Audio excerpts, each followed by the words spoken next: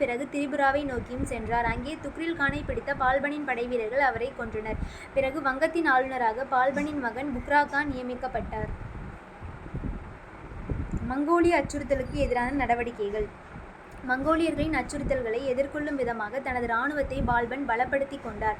பட்டிண்டா, சுனம், சாமானா ஆகிய இடங்களில் இருந்த கோட்டைகளில் கூடுதல் படைகளை நிலைநிறுத்தி வலுப்படுத்தினார்.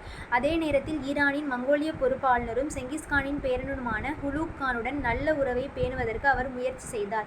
சட்லஜுக்கு அப்பால் முன்னேறி வரமாட்டோம் என்ற வாக்குறுதியை மங்கோலியரிடமிருந்து பெற்றுக்கொண்டார் பால்பன்.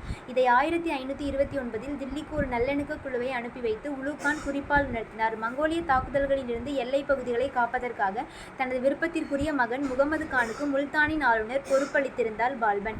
உலூக் கானுடன் நட்புறவு இருந்த போதிலும் ஒரு மங்கோலியரோடு ஏற்பட்ட மோதலில் முகமது கான் கொல்லப்பட்டார். இதனால் மனமுடைந்த பால்பன் 1286 இறந்து போனார். கில்ஜிகள் 1290 - 1320. பால்பனின் மகன் கைகூபாத் அரசராகவும் தகுதியற்றவராக இருந்தார். இதனால் அவரது 3 வயது மகன் கைமார்ஸ் அரச கட்டிலில் அமர்த்தப்பட்டார். பேரரசின் அமைச்சர்கள், பொறுப்பாளுநர் போன்றோரை நியமிப்பதில் ஒத்த கருத்து ஏற்படவில்லை. இதையொட்டி பிரபுக்கள் சதி செய்தனர். இக்குழப்பத்திலிருந்து ஒரு புதிய தலைவராக படைத்தளபதி மாலிக் ஜலாலுதீன் கில்ஜி மேலெழுந்தார். கைகூபாத்தின் பெயரால் அரசாட்சி செய்த ஜலாலுதீன் அவரை கொல்வதற்கு ஒரு அதிகாரியை அனுப்பினார். விரைவிலேயே ஜலாலுதீன் முறைப்படி அரசரானார். ஜலாலுதீன் ஒரு ஆப்கானியர் துருக்கியர் அல்லர் என்ற அடிப்படையில் அவருக்கு எதிர்ப்பிருந்தது. உண்மையில் கில்ஜிகள் ஆப்கானிஸ்தானில் துருக்கிய ஆட்சி நிறுவப்படுவதற்கு முன்பே அங்கு குடியமர்ந்தவர்கள். எனவே அவர்கள் ஆப்கானியருமான துருக்கியர்கள் ஆவர்.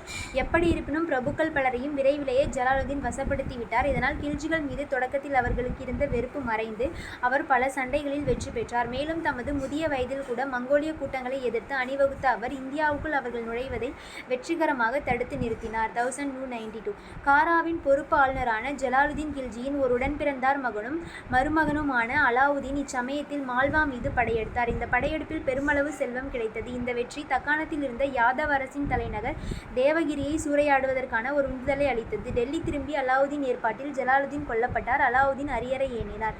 இவ்வாறாக ஜலாலுதீனின் 6 ஆண்டு கால ஆட்சி 1296 முடிவுக்கு வந்தது. அலாவுதீன் கில்ஜி. அலாவுதீன் எதிரிகளை ஒழித்து தில்லியில் தமது இடத்தை பலப்படுத்திக் கொள்வதில் முதலாண்டு முழுவதும் கழித்தார்.